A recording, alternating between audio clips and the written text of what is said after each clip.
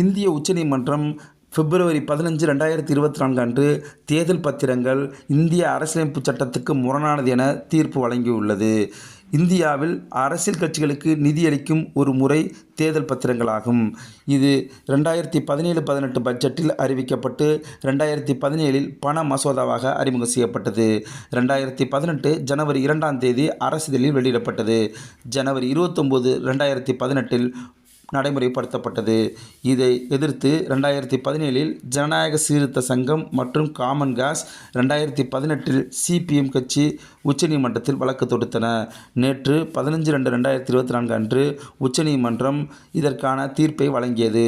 இந்த தேர்தல் பத்திரங்கள் அரசியலமைப்புச் சட்டத்துக்கு முரணானது. மேலும் இந்திய அரசியலமைப்புச் சட்டத்தின் சரத்து 19(1)A தகவல் அறியும் உரிமைக்கு எதிரானது என தீர்ப்பு வழங்கியுள்ளது. மேலும் இது வெளிப்படைத்தன்மை இல்லை என குறிப்பிட்டுள்ளது.